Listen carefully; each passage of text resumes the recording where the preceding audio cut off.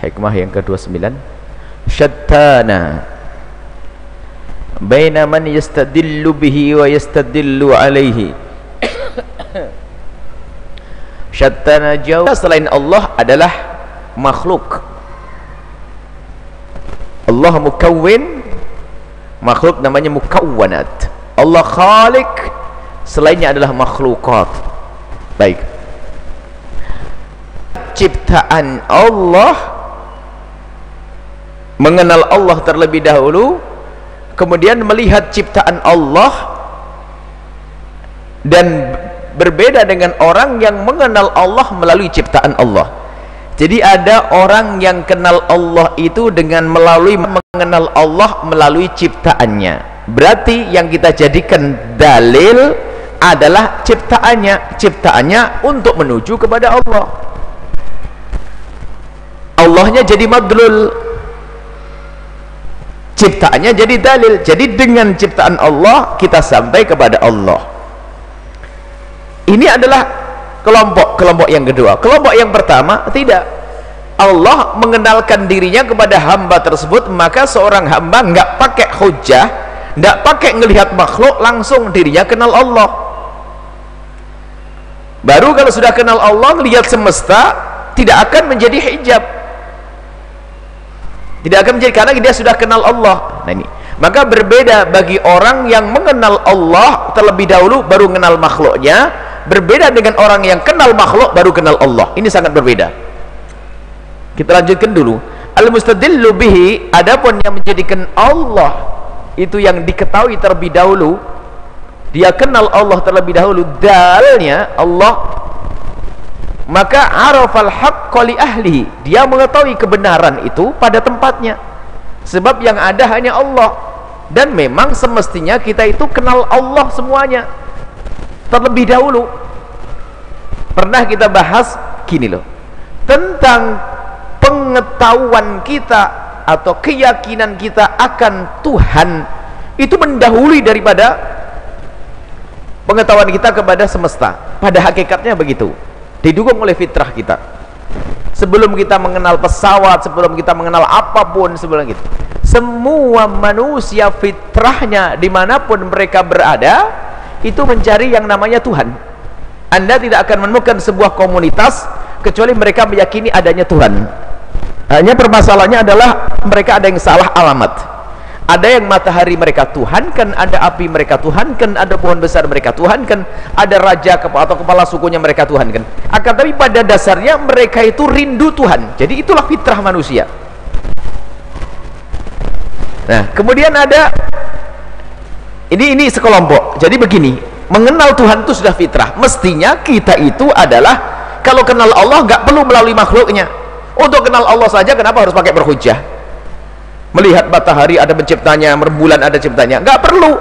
Kenapa? Fitrah kita sudah mencari Tuhan Allah, sudah kenal Allah, tidak harus melalui makhluknya. Tapi ada orang yang kenal Allah melalui makhluknya terlebih dahulu. Diterangkan di sini, lihat. Wa azbatal amra min wujudi aslihi. Jadi kalau melihat makhluk ini, mereka kalau orang sudah kenal Allah lalu melihat makhluk, itu adalah karya Allah, langsung spontan, karena dia meyakini yang ada hanya Allah, wujud hakiki hanya Allah, yang ada secara sesungguhnya hanya Allah subhanahu wa ta'ala. Selainnya itu ada karena Allah yang mengadakan. Karena Allah yang mengadakan itu adalah azbatal amra. Jadi meyakini sesuatu ada karena Allah ada, Allah yang mengadakannya. Ini adalah masalah akidah. Wal istidlalu alaihi, berbeda dengan istidlal alaihi. Istidlal menjadikan selain Allah dalil untuk kenal Allah. Bagaimana kamu percaya akan adanya Allah, seperti yang pernah ditanyakan oleh Masmu'i kepada seorang Arabi, orang pegunungan, bagaimana kau tahu Allah itu ada? Dia berkata dengan bahasa sederhana, jika ada bekas kaki melangkah, tentu tadi ada orang yang berjalan di atasnya. Kalau ada kotoran onta, tentu itu ada ontanya. Kalau ada semesta ini, tentu ada penciptanya. Berarti melihat makhluk untuk kenal khalik. Tapi di situ ada kenal khalik dulu, baru mengenal makhluknya. Ini dua model manusia. Tujuannya kemana Ibn Atta'ilah? sekundari mau bawa kita dibawa ke mana? Selesaikan dulu. Wa illa, kalau tidak, famata ghaba, kalau tidak seperti itu. Ini wal istidlalu alaihi, adapun menjadikan selain Allah itu petunjuk untuk sampai kepada Allah, itu min adamil wusuli ilaihi, karena dia jauh dari Allah, karena tidak kenal Allah sebelumnya. Maka untuk mengenal Allah melalui makhluknya. Yang sudah kenal Allah enggak perlu mengenal makhluk untuk kenal Allah. Wa illa famata ghaba hatta yustadalla alaihi, kalau tidak, bagaimana? Famata ghaba, kapan Allah itu ghaib? Hatta yustadalla alaihi, kapan Allah itu hilang dari keyakinanmu sehingga engkau perlu mencarinya? Kapan? Tanyakan kepadamu semuanya. Ini maksudnya kepada semua manusia ini sebetulnya meyakini akan ada Tuhan. Jadi untuk mencari Tuhan itu enggak perlu pusing-pusing, karena semua meyakini adanya Tuhan. Jadi Tuhan itu diyakini oleh semua orang pada dasarnya. Pokoknya cari di mana saja sudah. Hanya kadang salah alamat. Yang dituhankan adalah salah, bukan Allah. Tapi pada dasarnya fitrah manusia itu mencari Tuhan. Sehingga karena fitrahnya mencari Tuhan, ya sudah, berarti Tuhan dia itu di dalam hatinya sudah pencarian Tuhan. Jadi yakin akan adanya Tuhan. Maka nggak perlu lagi mencari hujah yang menghantarkan dia agar yakin bahwasanya Tuhan itu ada. Karena Pak sudah diyakini Tuhan itu ada, siapapun dia. Hanya salah alamat. Tuhan kok manusia, dia terlahir kok jadi Tuhan, kan aneh. Api bagaimana jadi Tuhan dan disembah bertahun-tahun di Persia. Matahari disembah, aneh. Tapi pada dasarnya dia mencari Tuhan. Wa mata ba'uda hatta takuna al-atharu hiya allati tusiru ilaihi, kapan Allah itu menjadi jauh darimu sehingga engkau perlu perekat pendekat yang menyampaikan engkau kepada Allah. Nah, ini yang perlu dihadirkan di sini. Imam Ibn Athaillah As-Sakandari mengingatkan kepada kita semuanya bahwa pada dasarnya kita semua itu nggak bisa mengingkari akan adanya Tuhan Allah. Cuman banyak di antara kita ini untuk kenal Allah masih banyak di antara kita ini perkenalan kita kepada Allah ini tertutup dengan sesuatu selain Allah. Misalnya kekayaan yang Allah berikan kepada kita, harta, kekuatan. Dua-dua dari model manusia ini kita sampaikan. Dua-dua dari model manusia, ada orang yang kenal Allah baru mengenal makhluk, dari makhluk kenal Allah. Ini dua-duanya bagus, sama. Dua-duanya adalah baik. Cuman pangkat tertinggi adalah orang yang kenal Allah terlebih dahulu. Ada orang majdub, ada seorang ibu-ibu di kampung, lihat dia tidak belajar ilmu akidah, nggak belajar ilmu yang lain, tapi yakin betul adanya Allah, nggak ngerti dialog macam-macam, sampai bisa nangis di malam hari, sholatnya banyak, sedekahnya banyak, takut yang haram, ngajinya mah biasa-biasa saja. Jadi Allah telah mengenalkan kepada orang tersebut, dan banyak kita menemukan orang-orang seperti itu. Ibu-ibu di kampung al-ajaiz, orang-orang bapak-bapak di kampung yang polos, lihat sebelum adzan sudah datang ke masjid, santri pun belum tentu.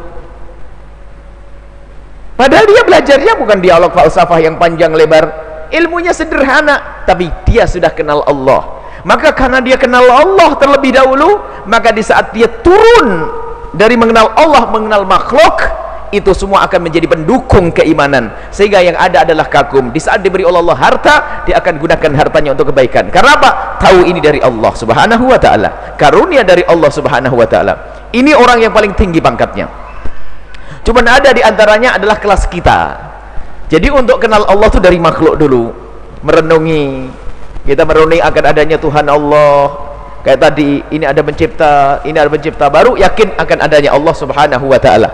Nah, dua-duanya itu sampai kepada Allah Subhanahu wa ta'ala. Dua-duanya sampai kepada Allah Subhanahu wa ta'ala.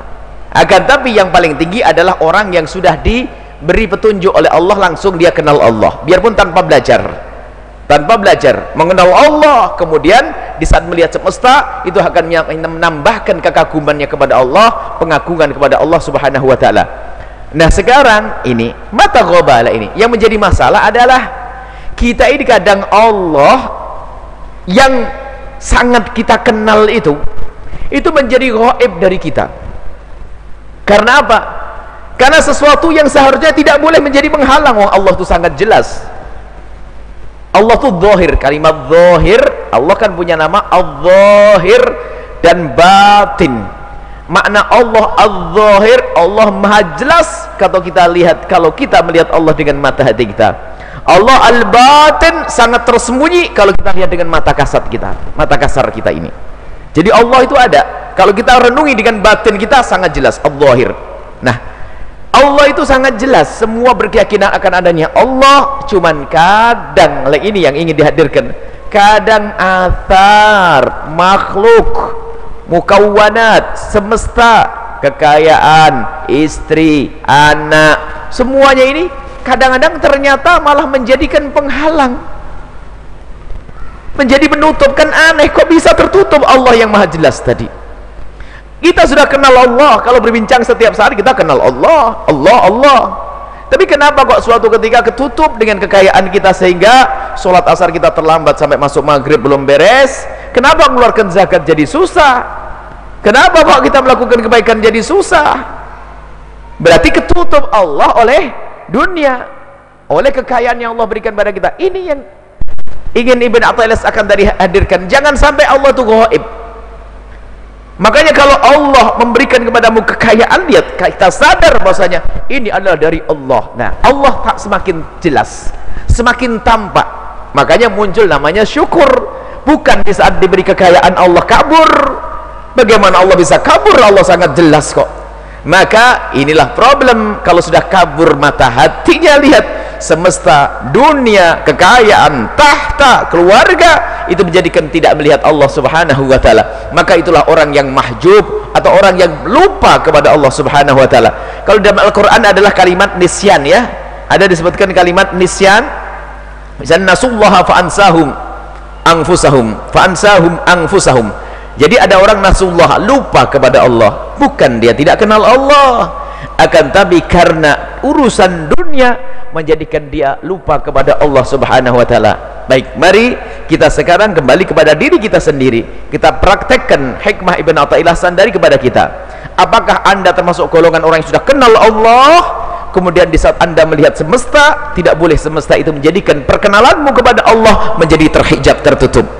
Atau kita yang mengenal Allah melalui makhluk, tetap harus kita jadikan bahwasanya tujuan kita sampai kepada Allah. Jangan sampai apapun yang Allah berikan kepada kita ini menjadi penghalang kita sampai kepada Allah. Ini jadi semestinya ini, baik dari kelompok yang pertama atau kedua, antara semesta, kekayaan dengan Allah ini tidak boleh menjadi hijab, tidak boleh menjadi hijab. Maka di sini kalau orang sudah kenal Allah dengan benar, ini tidak akan menjadi hijab, bahkan semakin terang. Sudah kenal Allah, dari ini kelompok pertama, dia mengenal Allah, maka di saat diberi oleh Allah kekayaan, yang dilihat hanya Allah. Ini dari Allah, tidak ada bagiku kecuali mensyukuri kekayaanku. Akan aku gunakan untuk yang Allah ridhoi, mustahil aku gunakan untuk yang Allah haramkan. Kenapa? Dia kenal Allah terlebih dahulu, maka apapun dari makhluk ini tidak akan menjadikan dia berubah. Ada lagi yang bentuk kedua adalah dia menyadari bahwasanya semesta ini hendaknya menghantarkanku kepada Allah subhanahu wa ta'ala, menjadikan aku kenal kepada Allah subhanahu wa ta'ala. Maka ini menuju Allah yang sudah ia kenal dengan fitrahnya tadi. Maka dari itu aku harus menggunakan apapun yang Allah berikan kepadaku dari tahtaku, dari kekayaanku, dari pangkatku, itu adalah untuk sampai kepada Allah subhanahu wa ta'ala. Tidak boleh semuanya ini menjadi hijab antara aku dengan Allah. Tapi yang paling banyak adalah Allah menjadi ghab, hilang dari pandangan kita, dari pandangan mata hati kita. Sudah, kalau dulu mah rajin waktu dia fakir, masya Allah, rajin ngaji pakai sepeda engkol, giliran pakai motor ngajinya semakin banyak bolong, tatonya punya mobil tidak kelihatan lagi. Masya Allah. Oh, masih perawan rajin ngaji, masya Allah, barisan baring pertama, bukan ini maksudnya. Tapi giliran menikah tidak pernah kelihatan lagi. Berarti suamimu jadi hijab ini.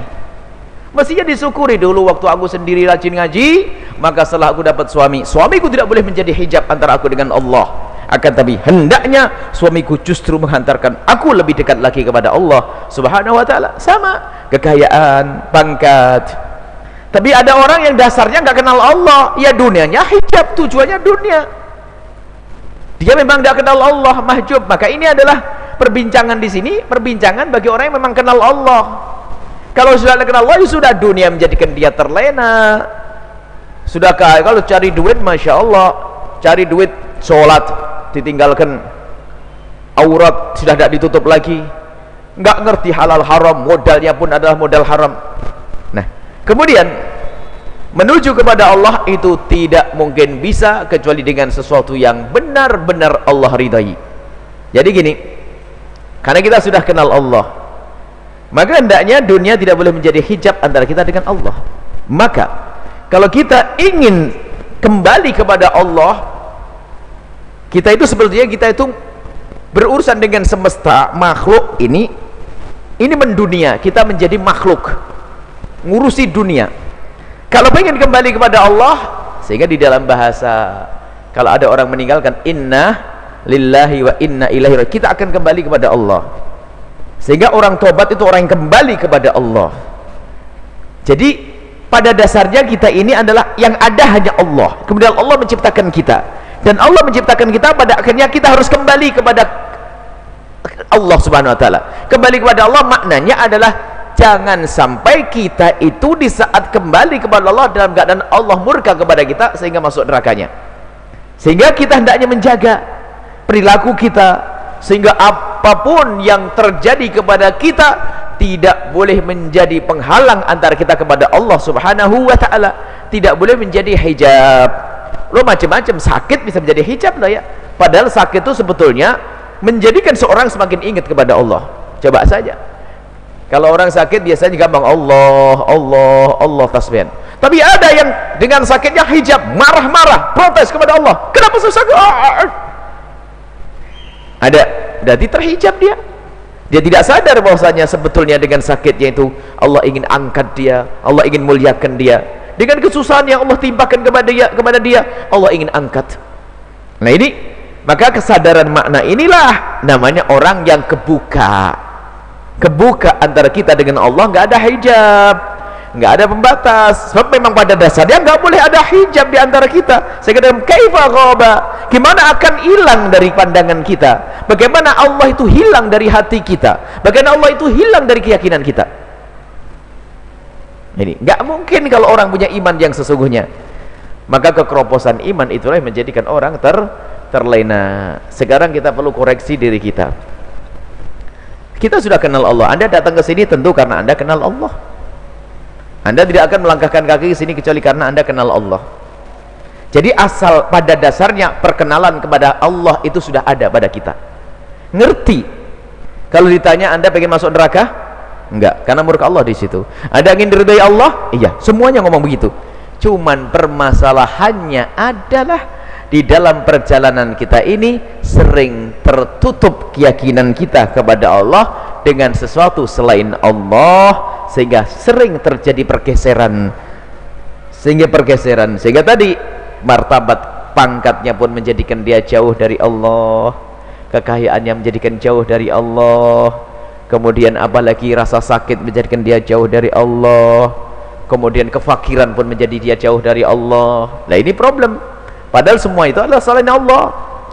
Yang semestinya selain Allah itu hendaknya kita jadikan kendaraan meluncur menuju Allah Subhanahu wa ta'ala. Apapun kekayaan kita jadikan menuju Allah. Rasa sakit kita kembali kepada Allah, karena sudah dijanjikan sakit yang Allah berikan kepada orang yang beriman adalah karena Allah ingin mengangkat derajat orang tersebut, atau karena Allah ingin mengampuni dosanya, atau karena Allah ingin menabungkan pahala besar nanti. Jadi tetap saja orang nyaman karena kenal Allah, sehingga yang ada di bibirnya hanya alhamdulillah, puji syukur kepada Allah. Karena apa? Allah berikan itu semuanya ternyata untuk semakin dekat kepada Allah. Ini orang yang kebuka. Tapi al-mahjub, orang mahjub, lihat, kelihatannya menuju kepada Allah, ternyata tidak sampai kepada Allah. Contoh, mahjub diberi kekayaan semakin jauh dari Allah, atau menuju kepada Allah tapi dengan sesuatu yang tidak diridhoi oleh Allah.